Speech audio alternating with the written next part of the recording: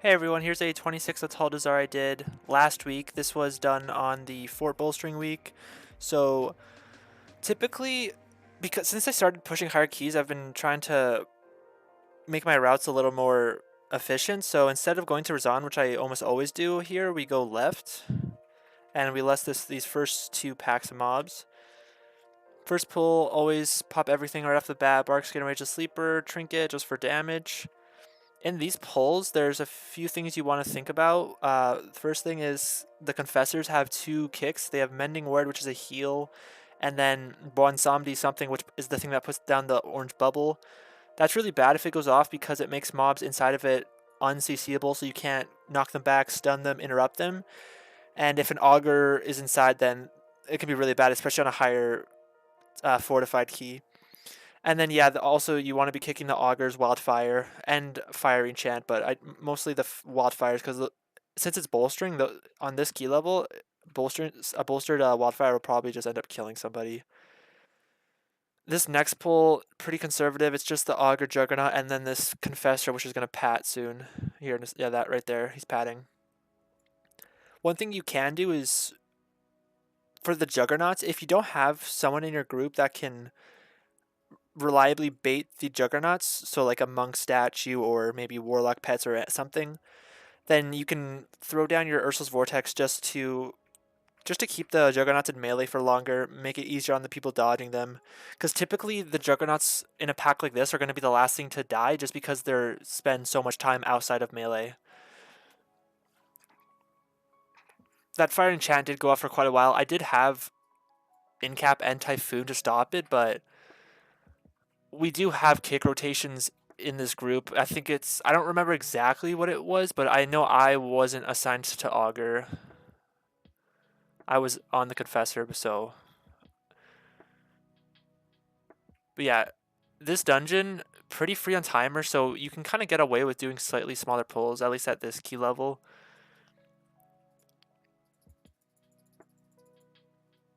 So this pull, any pull that has a Colossus on bolstering can be kind of scary because typically they'll be the last things to die, and if they have 2, 3, 4 stacks of bolstering and somebody gets targeted by Soulburn, they're probably just going to die unless they have some massive defensive. So yeah, right here, once I get to 5 stacks of Thrash, I like to Mangle Raise, Mangle Raise, Mangle Raise.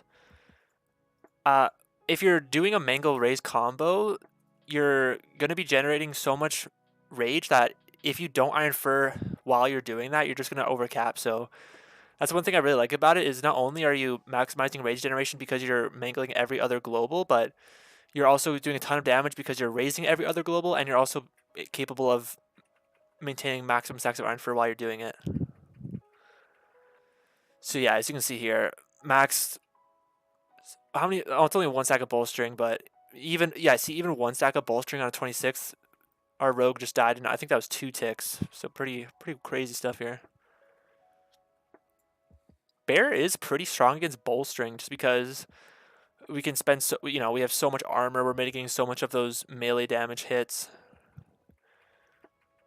This pull, I like to pull this pack down, just so that we have more area to fight, more area to dodge the juggernauts. There's 2 juggernauts here. I should honestly. Oh, that I do. Yeah, I was gonna say I should just Ursul's right here, right off the bat. So I am running 2 charges of Survival Instincts this dungeon. Only reason I'm not doing that because I feel like I need it. The macro for regrowth stopped working. I do think there's a workaround macro, but I was too lazy to get it, so I just ended up taking Dream of Snares off and running 2 SI charges. Don't know if I get value of it here, but it's kind of a nice safety net just in case.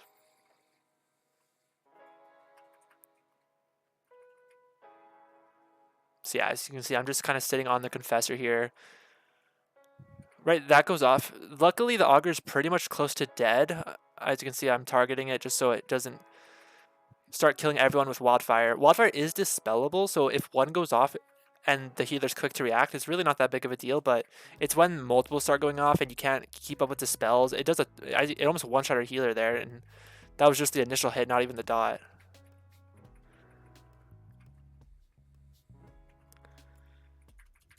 Yeah, these pulls, if you're not in a coordinated group and you have people dying like this, it makes the packs feel like they take so long because the Colossus has a ton of health. The Juggernauts are spending so much time out of melee, so they're just naturally going to die slower.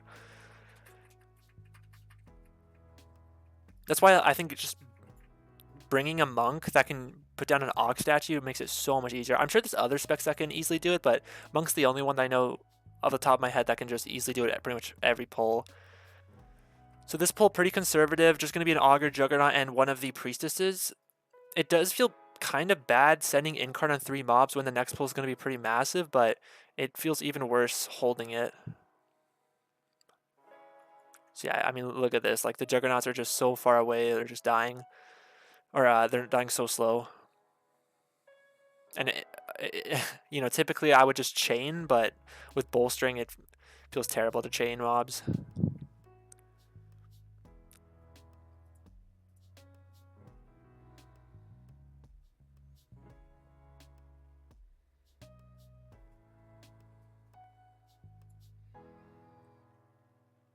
This next pull coming up right here it looks really scary because there's a lot of mobs in it, but I'm kind of surprised at how little danger you are as a tank. Because as you can see right here, I do have tier set, I suppose, but I just barkskin here and I'm completely fine.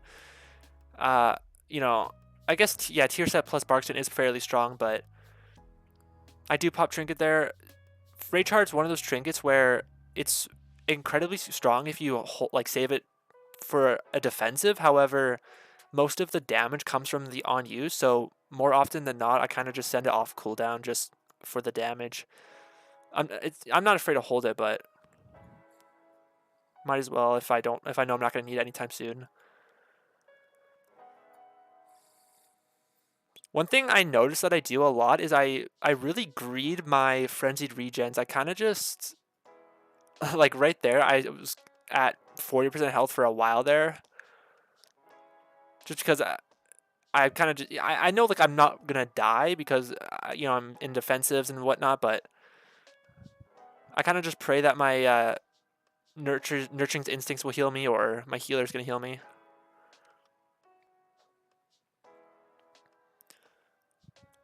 This boss as a bear isn't really anything too scary. Our hunter is a pug, but so he doesn't calm this, but I noticed he throws a trap there, so I kind of just have faith that he's gonna keep that mob trapped. We end up actually, I don't even know if we kill any ads. I believe we CC'd them all, but yeah, when the boss casts, I think it's Gilded Claws. I believe it, I actually am not 100% sure. We'll see, but all I know is that it makes the boss's auto attacks do significantly more damage. I don't know if it puts a debuff on you or herself, but I mean, Bear is fairly good at taking auto attacks, so. But it is dispellable, so I mean, you shouldn't really have to tank them for too long. Yeah, Gilded Claws right there.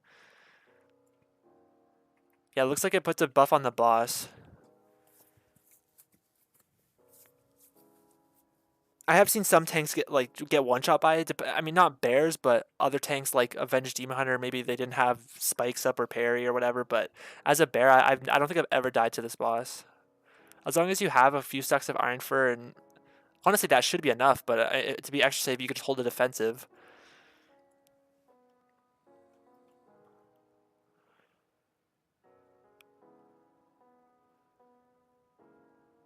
Actually, I didn't even know Gilded Claws doesn't even last that long on the boss. I don't even know if it's dispellable. It's just such a non-issue for bear. I never even think about it. One thing I like to do in this boss is kind of like claim a puddle, I guess.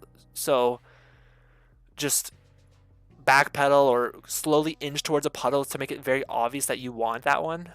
Just so you don't, because the thing with bear is we're not like a Avenged Demon Hunter that can just leap to a puddle or a warrior that can heroic leap. We're kind of slow, so just being next to a puddle that you want as bear kind of feels good. As you can see right there, I'm super patient. Instead of just going in super fast, I wait for the group because I know the fire can slow us down. Right here, I make a pretty big error, and you'll see why. So I want to pull the swords onto this. I roar there to stop the wildfires, and I don't notice the screech in the back, and it goes off, and I believe everyone dies here, except me. Yeah, see, that was completely my bad. You know, if you're going to do something like that as a tank, especially in a pug, you should do that with the expectation that you're going to have to get the terrifying screech, because I mean, they probably didn't even know I was going to do that. This pull typically would be kind of scary because all of these swords are going to be leaping at me. These specific augurs, I don't know why, but they just stopped casting. I think at a certain HP percentage, or maybe it's time based. So I'm in no danger of that. I'm pretty sure if these augurs were casting on me, I'd probably die. But even on a 26 4, these mobs are not really that big of a threat to me. Atal'Dazar is one of the, I would probably say it's the second lowest dungeon in terms of incoming tank damage. There's really, the only thing in this entire dungeon that kind of remotely scares me is Razan's bleed, but that's very predictable and it happens far enough apart to where you can pretty reliably have a defensive up for every single one. And even if you only can bark skin and your health is moving, you just pop fringe regen and you're completely fine. So yeah, typically I would chain right now, but because of bolstering, I'm just saying kill the guards and then we'll go. Putting Ursula's down to kind of mitigate at least one leap that goes on the group. And then just chaining in Sky Screamers. Nice thing about Sky Screamers is they're such free count. Like, the only dangerous thing about a Sky Screamer is their interrupt, but even as a bear who, we don't have 2 silent sigils, we can't just do, crazy stuff, I can pretty much stop every single scream by myself. So I do want to go pull those, the next pack, but I think I'm just kind of scared because of the pat. This pat in the middle it's actually harder to pull than most people think. The pull range on it for some reason is so small. Oh, never mind. We don't chain here. I believe we actually jumped down for Razan. Yeah, this is something new I'm doing. Instead of pulling Razan first, what I do is I notice right here it's in a good pat, so I just tell everyone to jump down. We are at some point going to need to pull the 2 Sky Screamers that are up the stairs in front of me, which we do. It's a little awkward because our hunter keeps getting the pursuit and we keep vanishing it or shadow melding it, so yeah, it's kind of awkward, but it works out. First bleed there, I was super strong, had everything up, didn't really sweat too much. Yeah, right there, somebody probably faint or whatever. We don't have to pull the Sky Screamers immediately, it's just I do want to move the boss to the right so we can get closer to them. But see, as that bleed right there, because I didn't have Barkskin, Rage of Sleeper, or Incarn available, I just sent my Survival Instincts and was completely fine.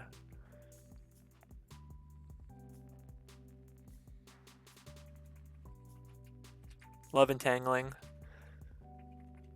So yeah, right there, I'm trying to like signal to go that way. I left melee there to try to get pursuit on me, but right here I kind of give up. So I just pull the boss myself. Yeah, on this bleed, I mean, I have literally every defensive other than Survival Instincts right now, so I'm super strong. We only got 1 Sky Screamer here. We are going to need both. It is kind of awkward. Yeah, see, like, just because of the timing on everything.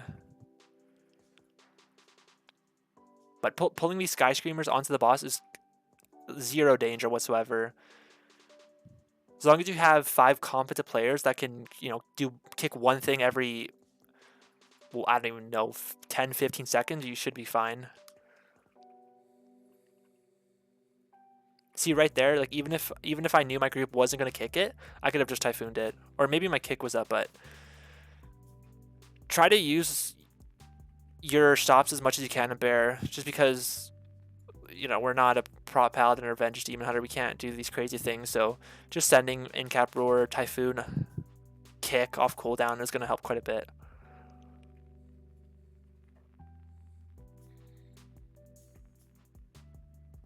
So looking at my buttons right now, I don't know if I get a bleed here, but if I do, it looks like it might be kind of sketchy just because I don't really have much up here. I do have tier set. Even tier set plus a frenzy region, I should be fine. I think the boss is just dead though. Oh, I still get the bleed though. Yeah, don't leave bear form here. I know it's very tempting, but if you have the bleed, if you get bled as the boss dies, you do not lose the bleed. So if you go into travel form, you could just die.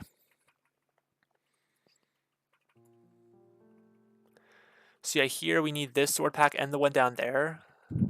Kind of awkward, like backtracking here, but pretty. I don't know. I was gonna say that Ursula's Vortex I think was useless, but no. Still, I think it mitigated at least one jump.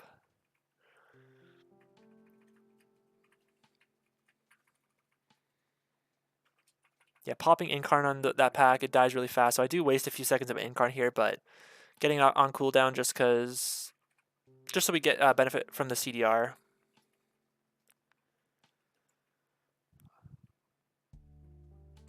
Yeah, here's another moment where I really want to chain, and honestly, I probably could, but I don't know. I'm just so scared. We don't need this middle pack in this route, so I really don't want to risk it. So I just wait. When I notice it's moving, then I start see it. Once it's kind of out of the way. I mean, the mobs are dead, but just trying to play it super safe. Pulling both of these together. Yeah, like pulling lots of swords. Oh, we actually do die there. It is really scary for your group. You do if you notice your tank pulling multiple packs of swords, it's probably best just to send like a minor defensive cooldown, just because you could risk something like that where you get unlucky or you get all the swords charging and you just die.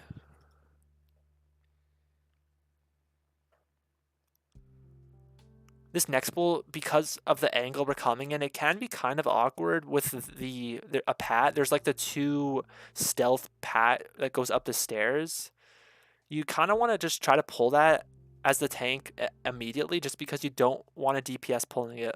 Like, see, I'm like kind of running up the stairs. Pretty lucky there. They were just waiting for me. Venom Blast is pretty important. It's going to target people, do a ton of damage. There is the Stalkers do apply a poison to the tank. You can remove it if you're running Remove Corruption. I'm not. It's typically not that dangerous. It is something to think about though. And then the people casting Bulwark of Juju, the only way that we can stop that is through Incap Roar. So it is kind of tough because part of me wants to Incap Roar the Venom Blasts, but those the shield that the Zul's cast do extend the length. Like if those things never get interrupted, the mobs do last quite a bit longer. But pretty chill pull is the tank. I mean, the whole dungeon's pretty chill. The Stalkers do some like AoE damage, so when they're bolstered, they are kind of scary. That's why I don't really like pulling these Stalkers. I know I see some tanks pull those 2 Stalkers with the pack up the stairs with the Abomination. That's just so much unavoidable AoE damage. It is kind of scary. We do skip this pack though with Shroud. I think skipping as many guards as you can, the Abomination looking things that do the green goop, is ideal. That's like the difference between going left or right in Atal'Dazar. One side is all of the danger stuff is completely avoidable, and one way is everything that's dangerous is not avoidable. So that's why I think typically people go left instead of right. Yeah, so as the tank, I'm kind of trying to help the totems, like moonfiring them all, paying attention to which one's low, paying attention to the interrupt tracker, so I'm not, it's kind of easy to be DPSing a totem down and then not paying attention to the boss, and then he casts his Noxious Stench and people get multiple stacks of it. So what the nice thing about this boss is his interrupt Noxious Stench is pretty much the same cooldown as a melee kick, so even if you're not using a timer to track the boss's cooldowns, you can just look at your kick cooldown, and if you have it up, the boss is most likely going to cast it soon. So yeah, this part, the pace that I go at, like you can kind of see me doing it here. I kind of am tapping my S key. Like I just have a nice rhythm going to it. I've never been yelled at that this is too fast or too slow, so I've been just rolling with it.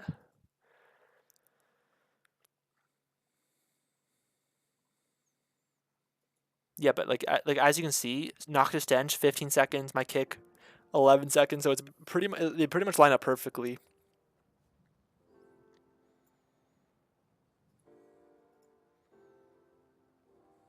On a fight like this where there really is no tank damage, it's just constant melees, just sending my Bark Skin, Rage the Sleeper off cooldown because there's nothing like specific that I want to be mitigating. So by just sending them off cooldown, I'm mitigating more overall damage. I have Incarn here, so popping it.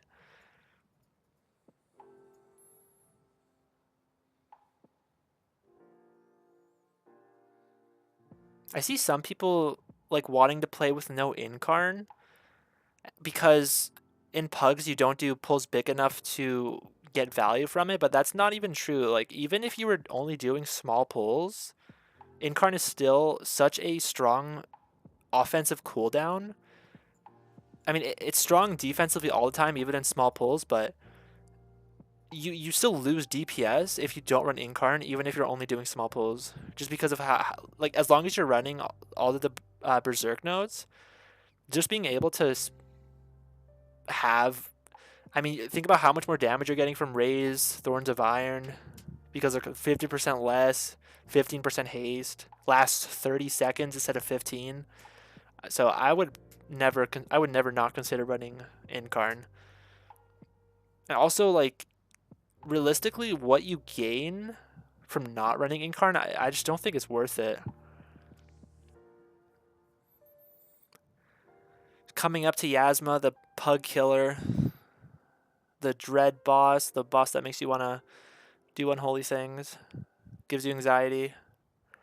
It's like mechanically, well, maybe not mechanically, but it's a very easy boss strategically, but one wrong move or, a spider touches your big toe and you're just dead.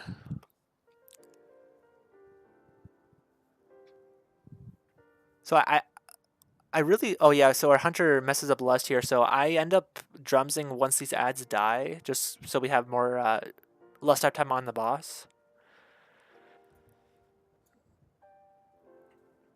Yeah, so all like really, I'm just trying to position Yasma so she's always ahead of the spiders, so the chance that a DPS runs into a spider is significantly lower. I do soak that spider just because it's kind of awkward and maybe DPS wouldn't see it uh, as the boss is running through it. I have seen some tanks soak like every spider they can.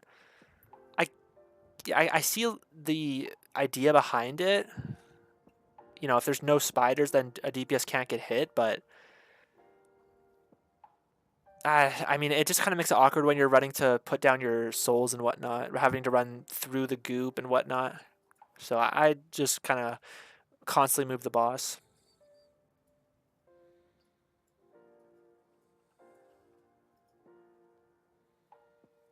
Yeah, but as a tank, this boss does nothing. She does cast Skewer, which is the tank buster, but I mean, compared to other bosses tank buster, it basically does nothing. Yeah, my health doesn't really move. Dropping Ursula's just to kind of help a little bit. It's probably not necessary, but alleviate some of the stress of, the ads getting close to the boss.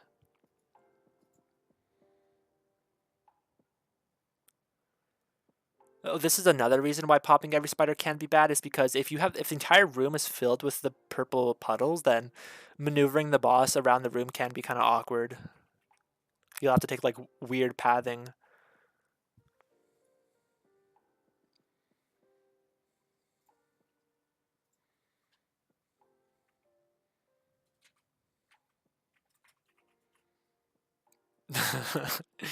Jam the Hunter was fast.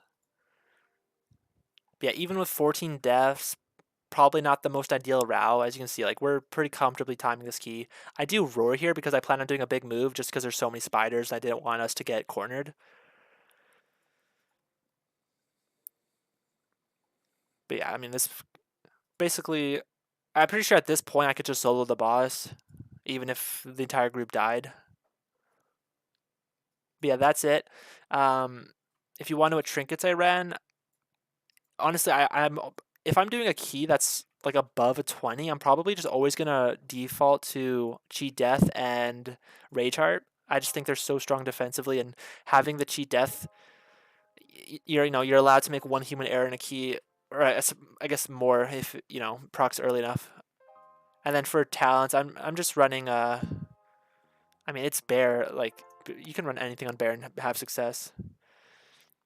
So yeah, I did pretty solid damage there. I guess Hunter not performing super well there, but overall pretty clean run. I hope you guys enjoyed the video, and I'll see you in the next one.